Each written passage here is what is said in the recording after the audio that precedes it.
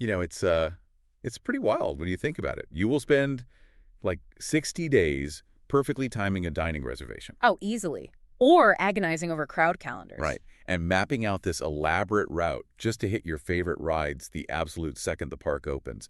I mean, you will debate the merits of different walking shoes for weeks. Oh, the shoe debates are real. They really are. But statistically speaking, you will spend 0 days figuring out how you are actually getting from the airport curb to the Magic. Yeah, it's a huge oversight. It really is. Yeah. Today, we are looking at this massive blind spot that, quite honestly, ruins vacations before they even start. We're doing a deep dive into the high-stakes logistics of your arrival. And we're using this incredibly detailed transportation guide put together by a local provider, limo service Anaheim. Our mission today is to decode the core dilemma that plagues like almost every traveler landing at LAX or John Wayne Airport. Right, the classic private car versus shared shuttle debate. Exactly. So, okay, let's unpack this because the level of cognitive dissonance here is just wild to me. It really is. Like, we meticulously engineer this 5-day theme park itinerary down to the minute, right? But then we completely ignore the critical first mile of the trip. We just leave it up to chance when we are, frankly, at our most vulnerable. Yeah, and I think transportation in this context is just heavily misunderstood. People treat it as this simple geometry problem, right? Like just moving a physical body from point A to point B. Right, just getting there. Exactly. But the source material reveals it's fundamentally an exercise in managing your time and your physiological energy and really your cognitive load after a super draining flight. Which is so true. I mean, you're exhausted. You are. And the decision you make for that transfer, it basically sets the whole neurological trajectory for the entire vacation. Wow. Neurological trajectory. I like that. Yeah. So let's start with the trap that catches, well, almost everyone. The classic battle of upfront cost versus time. Yeah, the budget trap. Right. Because when you pull up the numbers online, a shared shuttle service looks like the undisputed, obvious winner for your wallet. I mean, it's significantly cheaper. On paper, absolutely. But the guide breaks down exactly how they achieve that low price point. And, well, it comes down to volume. Right, packing people in. Exactly. Shuttles group multiple, completely unrelated passengers together. You are purchasing a single seat, not the vehicle itself. Well, that's a good distinction. You're buying a seat. Yeah. And because the company's profit margin relies entirely on hitting maximum capacity, the guide notes that travelers typically wait like 20 to 40 minutes at the airport just for the van to fill up. Just standing there? Right on the curb. That clock starts ticking before the driver even puts the vehicle in gear. So it's basically like a local city bus route. You're just waiting at the stop. Whereas a private car, based on how the source describes it, it functions more like a direct teleportation device. That's a great way to put it. Because with a private car, the delay isn't baked into the business model. Right. With a shuttle, once that van finally leaves the airport, you are locked into this multi-stop routing system that you have absolutely zero control over. Oh, yeah. The stops. You might be the first person to board with your luggage, but the routing algorithm could very well make you, like, the fifth drop-off. You're just taking a slow-motion tour of other people's hotel lobbies. Exactly. Before you ever even see your own check-in desk, your time and your direct route are basically the currency you're using to subsidize that cheap ticket. It's like a dial-up internet connection. Right. It'll get the data there eventually, but it has to route through multiple servers, and it just stalls completely when the network is overloaded. That's spot on. But with a private car, it's like a dedicated fiber optic line directly to your hotel. You book a sedan, an SUV, or like a luxury Sprinter van, and the connection is exclusive, door to door. Totally exclusive. Zero waiting for a manifest to fill up. Right, and zero sharing the cabin air with strangers. Yeah. You just have a professional chauffeur executing your specific schedule.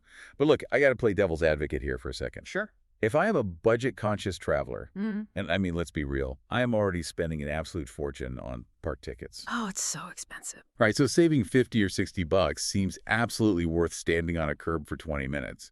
I mean, what is a 20-minute wait in the grand scheme of a 5-day vacation?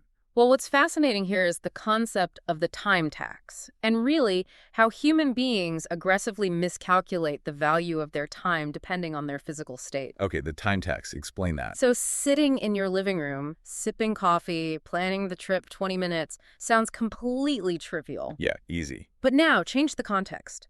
You have just navigated domestic airport security. You've sat in a cramped, dehydrated airplane cabin for hours. Breathing recycled air, yeah. Exactly.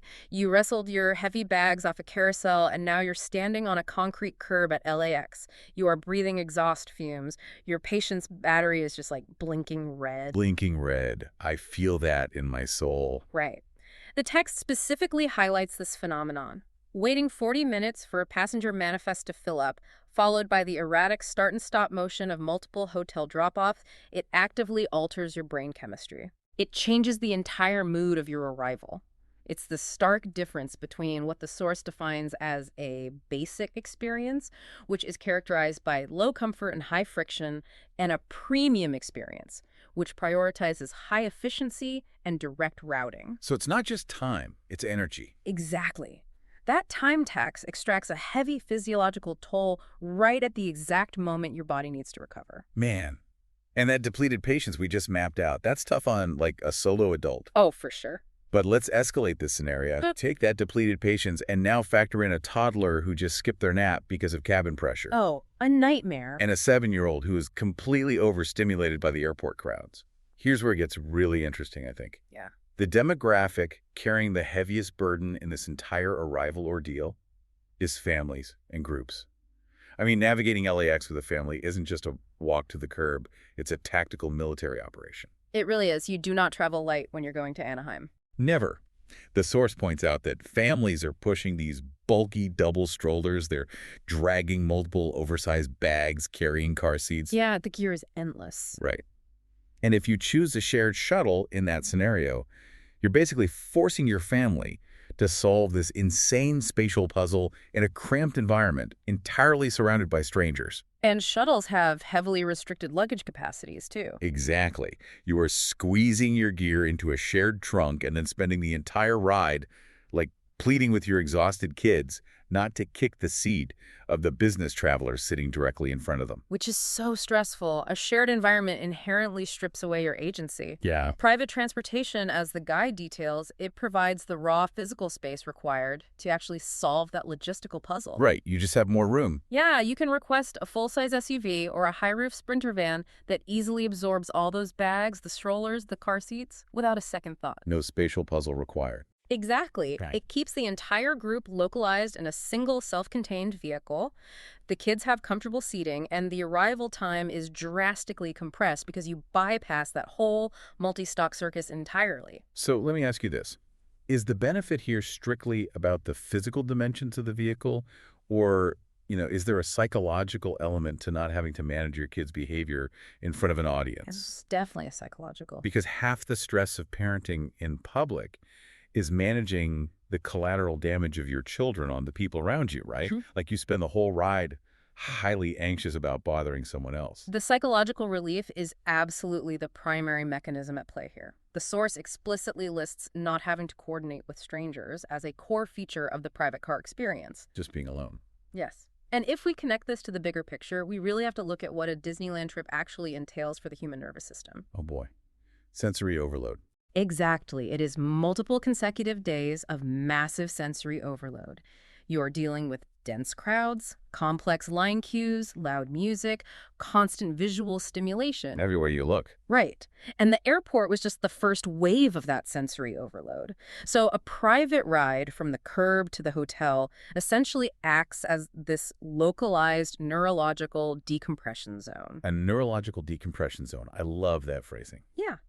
It provides a quiet, enclosed, climate-controlled buffer. The kids can safely melt down if they need to. The parents can drop their guard.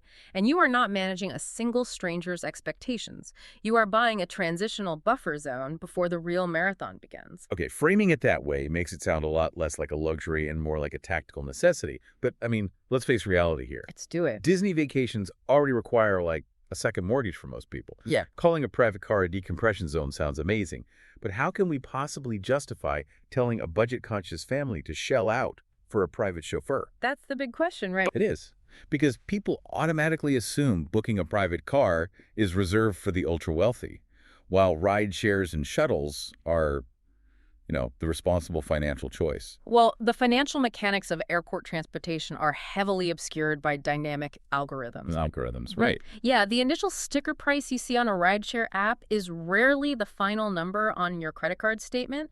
The source points out this massive, often completely overlooked trap with rideshares and heavily algorithmic transit. Surge pricing. Exactly, surge pricing. Let's break down how that surge pricing actually functions at an airport, because it's insidious. You land, you connect to the terminal Wi-Fi, you open your app, and you see this seemingly reasonable price. Looks great at first. Right.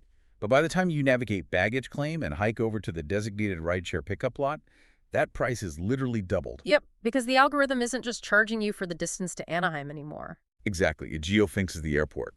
When 3 planes land simultaneously, the system registers like 600 exhausted people opening the app at the exact same moment. And boom, the multiplier spikes. Instantly. Yeah. You are suddenly in a blind bidding war against 599 other travelers for a finite pool of available drivers. It's awful. Or worse, you hit the 5:20 p.m. Southern California traffic wall, the meter runs, and your so-called cheap ride is suddenly bleeding your budget dry. Which happens all the time. But private car services operate on an entirely different economic model, right? Fixed pricing. So essentially, with a private car, you are buying insurance against surge pricing and traffic stress. This raises an important question about how we actually define value in the travel industry. Because fixed pricing fundamentally changes the transaction. It's like an all-inclusive vacation versus an a la carte menu where prices change by the minute. Exactly. It completely removes the volatility. You know the exact cost down to the penny before you even leave your house to head to your departure airport. Peace of mind. Total peace of mind. And the guide we are analyzing from Limo Service Anaheim strongly emphasizes this point. They actually offer some critical local intel on navigating the Southern California transit ecosystem. Oh, right. Let's get into those tips. So their first rule is always booking in advance. And this isn't just to secure physical availability, right? It's to lock in your pricing architecture before you are vulnerable on the curb. Lock it in. Smart. And they're a local business, right? Yeah, Limo Service Anaheim. They're located right at 519 S Resch St. Anaheim, CA. If you need to contact them, the number in the guide is 714-410-0379. Awesome. Good to know. They really know the area. They also advise analyzing your flight schedule to avoid peak traffic hours if possible, and being incredibly specific about choosing the right vehicle size for your specific group. Right, because you don't want to overpay for a massive Sprinter van if you're just a party of 3. No, exactly. But you also absolutely cannot afford to cram a party of 6 into a standard sedan. The guide also flags that private cars are virtually mandatory for early morning or late night arrivals. Oh, that's a huge point. The logic there is so solid. I mean, if your flight gets delayed and you land at LAX at midnight, the shared shuttle infrastructure is probably already shut down. Yeah, they don't run all night. Right. The rideshare queue is totally empty. You're just stranded. So booking a private car is essentially purchasing an insurance policy against logistical collapse. Yes. It's an all-inclusive model for your cognitive load. You aren't just prepaying for gasoline and a driver's time. You are prepaying to completely shut your brain off the second you grab your suitcase. And that's why the default consumer behavior, which is to equate value directly with the lowest absolute dollar amount on a receipt, is kind of flawed here. It doesn't tell the whole story. No, the Source 6 makes a super compelling counterargument. For travelers who prioritize the integrity of their overall experience, meaning the preservation of their physical energy, the speed of routing, the elimination of anxiety, private car services actually offer a drastically higher overall value than a seemingly cheaper shuttle ticket. The value is in the sanity. Exactly. The fixed cost eliminates the stress of the unknown. The direct route preserves your stamina for the parks. When you really calculate the hidden costs of a shared shuttle, the time vanished on the curb, the exhaustion compounded by a bumpy multi-stop route, the severe risk of surge pricing blowing up your budget, the true cost of that cheap ticket is shockingly high. It really requires a complete mental pivot on how you allocate your travel budget. It does. So what does this all mean? Let's synthesize the data for everyone. If you are a solo traveler, or maybe a couple with extreme flexibility, minimal luggage, and a super tight budget. And you genuinely do not mind standing on a concrete curb for 40 minutes. Right. If you don't mind taking a slow, scenic tour of random Anaheim hotel lobbies, then yeah, shared shuttle will keep your upfront costs low. Sure. But the data from the guide paints a very different picture for everyone else.